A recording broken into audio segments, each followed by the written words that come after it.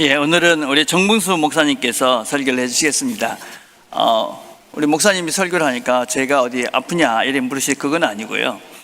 저는 우리 목사님들이 다 훌륭하게 설교를 참 잘하시는데 여러 성도님들과 이렇게 말씀으로 교제할 시간이 별로 없는 것 같아서 저희 교회는 이렇게 저와 같이 사역하는 부목사님들이 이렇게 한 번씩 설교를 같이 나눠서 할 계획입니다. 그래서 혹시 목사님들이 이렇게 설교하시면 제가 아닌 다른 목사님 설교하실 때도 제가 아픈 게 아니고 우리 이제 다른 목사님 설교하시는구나 이렇게 생각하시면 될 것 같습니다. 오늘도 말씀을 통해 은혜를 누리시는 귀한 시간 되길 바라겠습니다.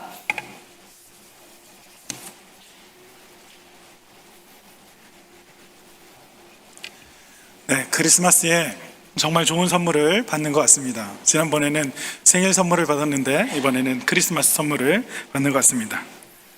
내일은 성탄절이죠. 성탄절 하면 무엇이 생각나십니까? 우선은 선물이 생각납니다. 자고 일어나면 머리맡에 걸어두었던 양말에 과자와 사탕이 들어있었던 그런 생각이 납니다. 또한 성탄절에 문학의 밤도 생각이 납니다. 연극을 했었는데 제 얼굴이 좀 이렇게 괜찮게 생겼는데 저한테 불량 청소년 역할을 맡겨서 연기했던 일이 지금도 기억납니다.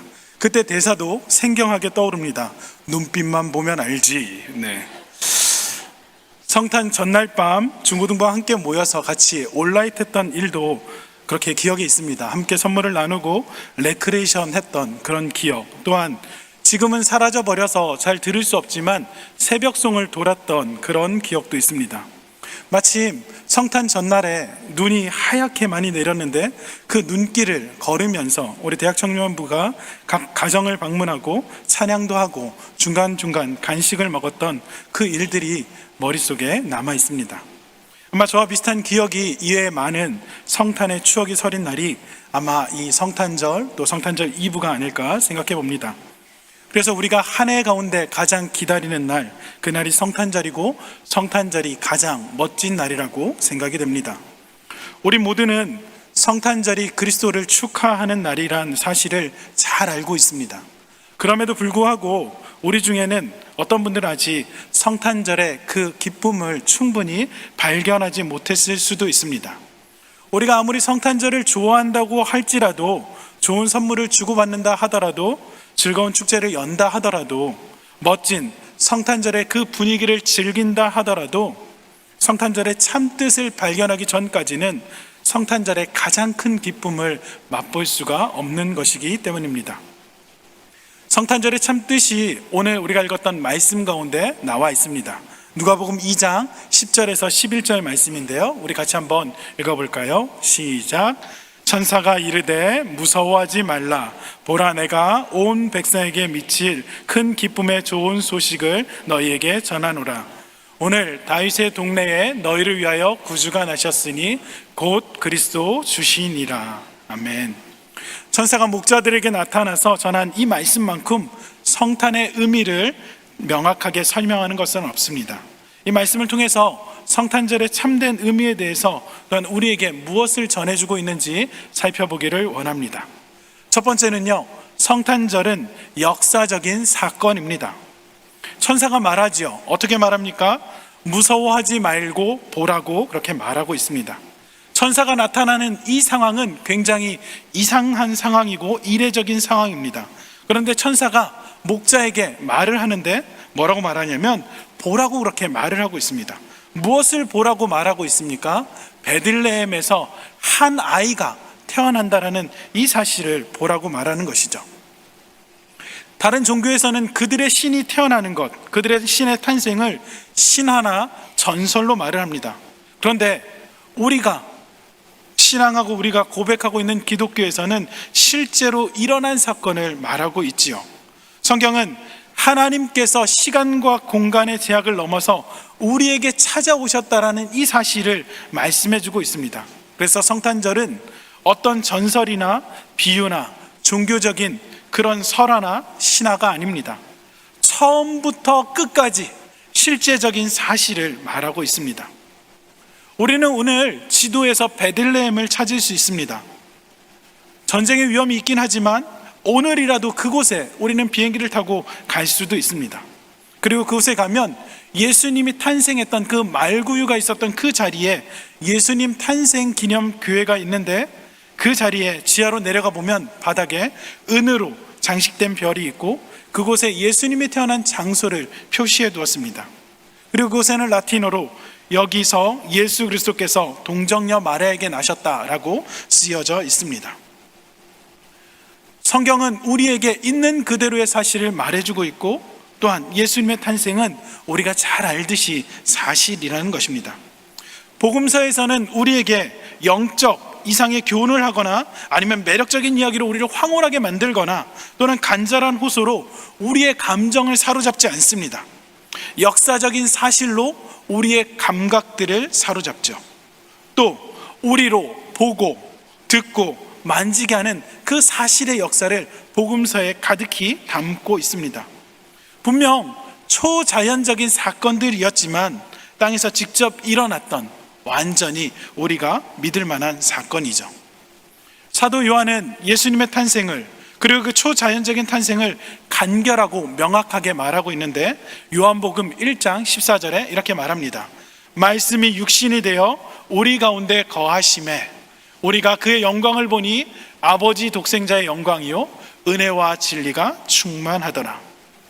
천사가 목자들에게 말하였던 그분은 우리 인간의 육체를 입으시고 역사에 자신의 이름을 기록하신 분입니다.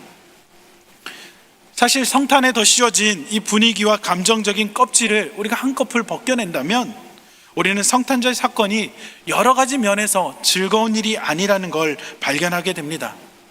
가이사랴의 포고령, 나사렛에서의 소문, 그리고 초만원의 베들레헴의 여관들, 예루살렘들의 종교 지도자들의 영적인 무지와 무감각함, 헤롯의 살인적인 분노, 이 모든 사실이 어둡고 음울한 그런 분위기를 만들어 놓았습니다. 성탄의 이야기는 지독한 가난, 악랄한 압제, 극심한 오해, 악의적인 소문, 냉담한 무관심, 뼈에 사무치는 외로움, 무정한 거절, 잔혹한 광기의 이야기입니다. 아기 예수가 태어났다. 너무도 귀여웠겠죠. 너무도 아름답고 사랑스러울 것입니다. 하지만 마구간에서 아기를 구유에 누여야 됐던 엄마의 이야기, 비천하고도 비참한 이야기입니다. 전쟁터에서나 들어볼 수 있는 그런 이야기죠. 그런데 이 일이 실제로 일어났고 역사적인 사건입니다. 하지만 이 비천함이 하나님의 광채로 바뀌었습니다. 그곳에는 단지 한 아이가 누워 있었던 것이 아니라 구주 예수 그리스도, 그 분이신 아이가 누워 있었기 때문입니다. 이 땅에 오신 예수님을 니케아 신조에서는 이렇게 고백합니다. 하나님의 독생자이시며 만물보다 먼저 아버지에게서 나신 분이시며 하나님의 하나님이시며 빛의 빛이시며 하나님 자신의 하나님 자신이시며 피조물이 아닌 나신 분이시며 아버지와 한 본체이다 라고 말하고 있습니다. 이건 무엇입니까?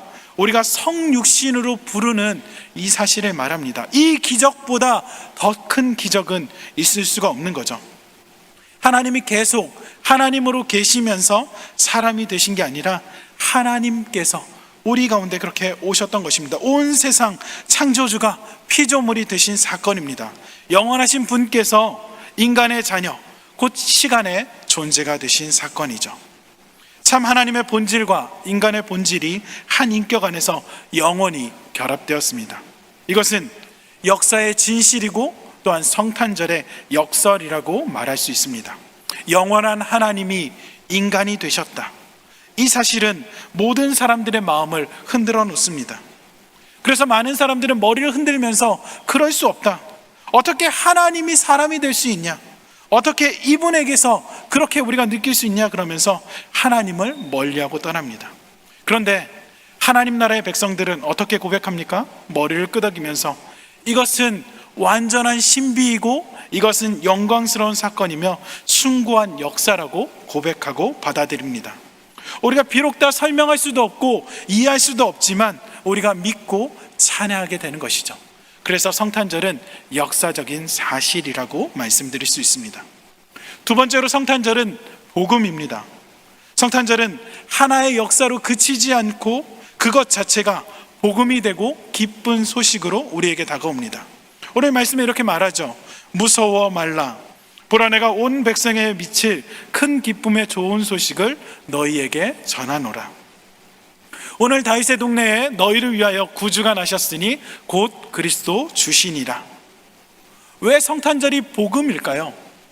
한 아이가 태어났다는 것 좋은 일이긴 합니다. 왜 그런데 예수님이 태어나신 이 일이 우리에게 복음이 될까요? 기쁜 소식이 될까요? 그리스도의 탄생과 목적 때문에, 또 그 결과 때문에 우리가 복음이라고 말할 수 있습니다. 성탄절의 기쁨이 정말 어떤 성격의 기쁨인지 제대로 모르면 우리는 오해하게 되죠. 그런데 우리는 본질상 죄인이고 하나님과 그분의 다스림을 반역하고 하나님 나라에서 쫓겨났고 하나님의 얼굴을 볼 수 없을 만큼 우리는 순결하지 못한 사람들입니다. 그래서 우리는 우리 자신들을 구원할 수 없는 존재죠.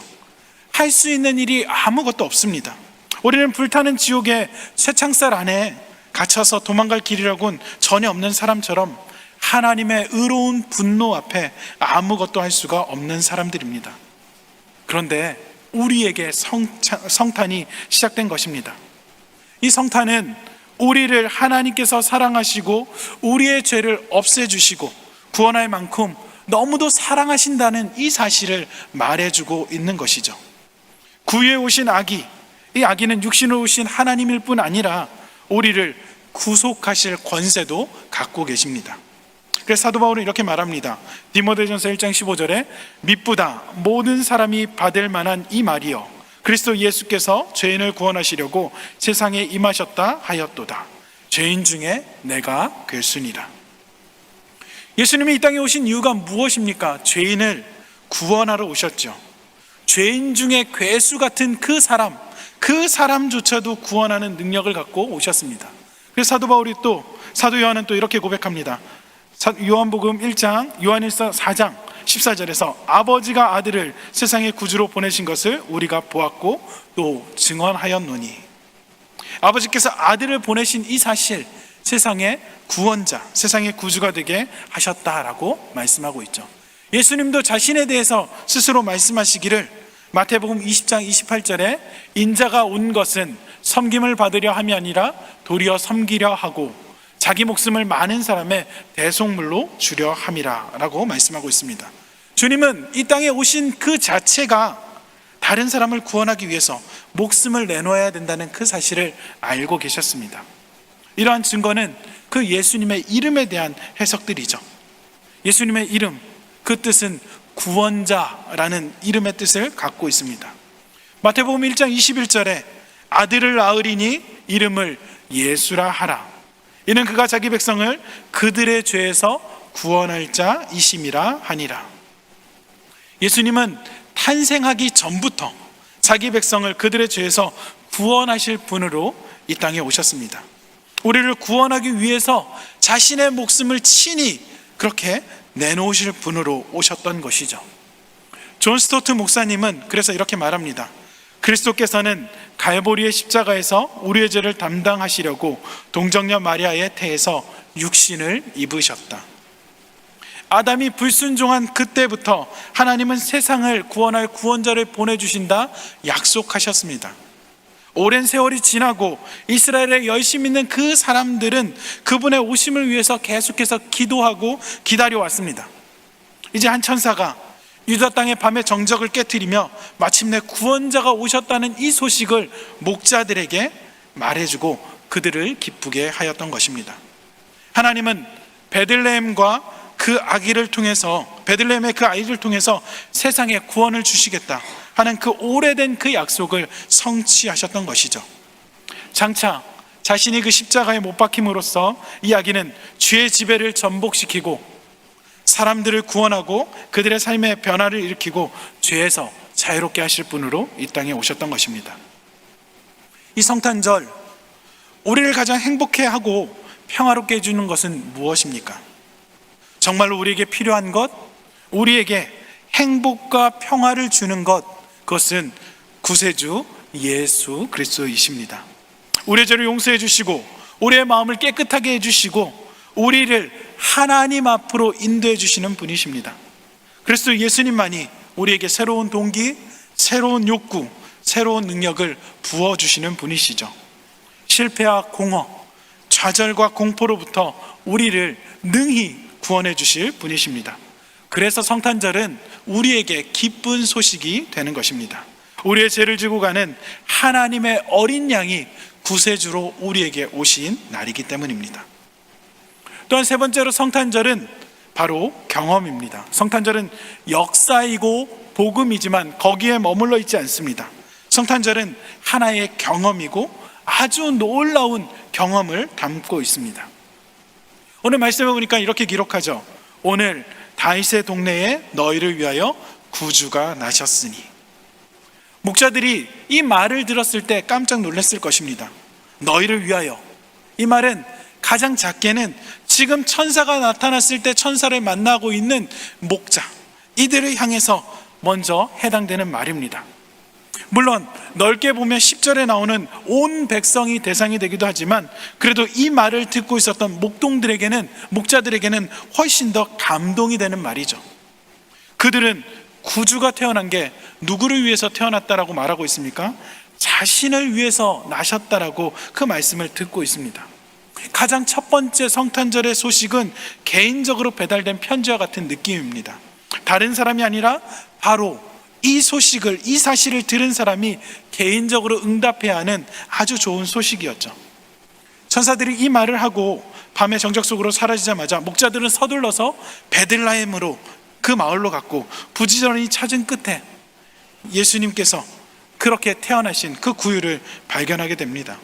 그들의 이야기를 발견하고 어떻게 행동했는지는 잘 나타나 있지 않지만 아마 그 아이로 인해서 하나님께 그 아이에게 경배했을 것입니다. 그래서 천사가 말한 것을 마리아와 요셉, 거기에 모든 사람들에게 말하였고 하나님께 영광을 돌리고 찬송하였죠. 왜냐하면 구세주는 그들 자신의 구세주였기 때문입니다. 자기들을 위하여 구주가 나셨다는 이 사실을 그들은 너무도 잘 알았기 때문입니다. 우리도 우리를 위해서 이 구주가 나셨음을 기억해야 합니다. 성탄절은 하나님께서 나에게 구원을 주시기로 작정하신 그분을 보내신 날이라는 이 사실을 기억해야 하는 것이죠. 그래서 이날을 시작으로 우리는 새롭게 되었습니다. 예수님을 영접하여 예수님이 내 안에 계시고 내가 예수님 안에 있게 되는 놀라운 사건이 시작된 것이죠. 만일 그분이 우리 안에 태어나지 않으시고 우리가 그분 안에서 다시 태어나지 않았다면 그분은 나의 구주가 되지 않으시며 내가 구원도 받지 못했을 것입니다.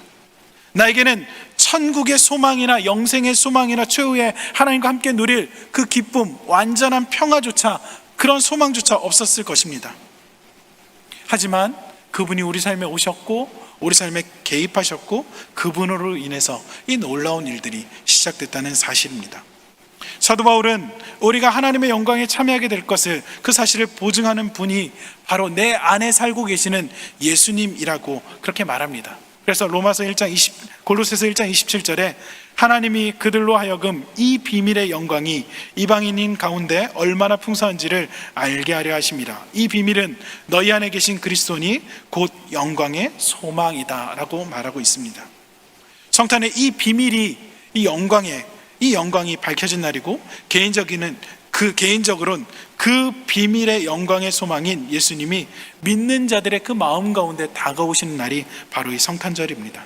그래서 예수님을 영접하는 것, 그 일이 성탄절을 경험하는 가장 좋은 방법이고 가장 기쁜 날입니다. 그렇다면 우리들이 어떻게 예수님을 영접하고 참된 성탄을 경험했는지 알 수 있을까요?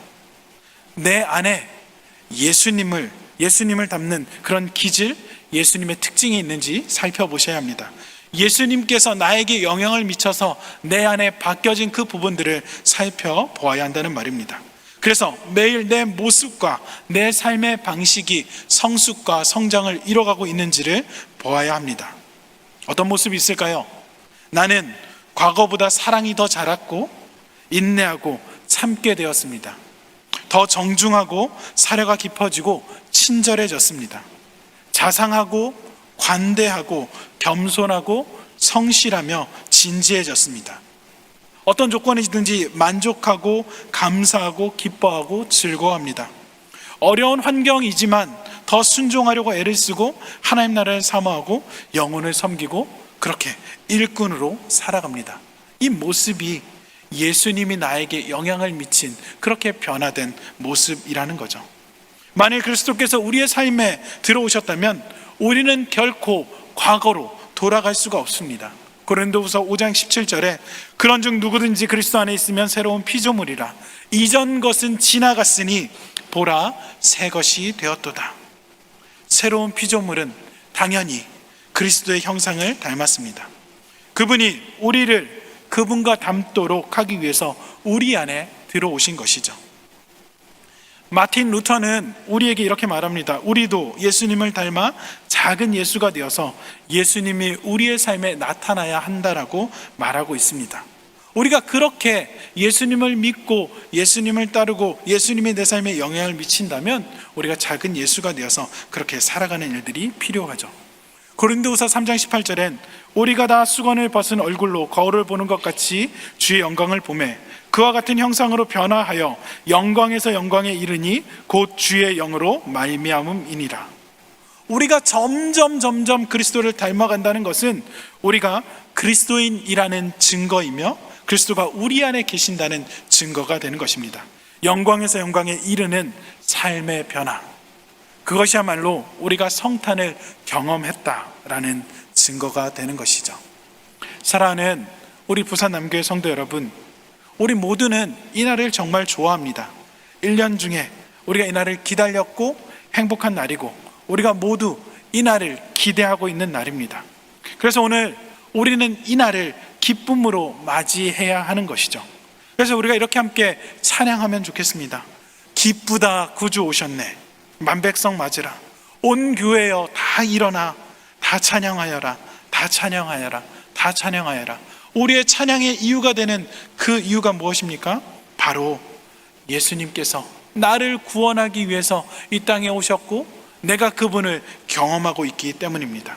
우리는 진짜 성탄절을 맞이하고 있습니다. 우리에게 성탄절은 역사적 사건이고 복음이고 경험입니다. 이 사실을 믿고 순종하는 저 여러분 되시기를 주님의 이름으로 간절히 축복합니다. 기도하겠습니다.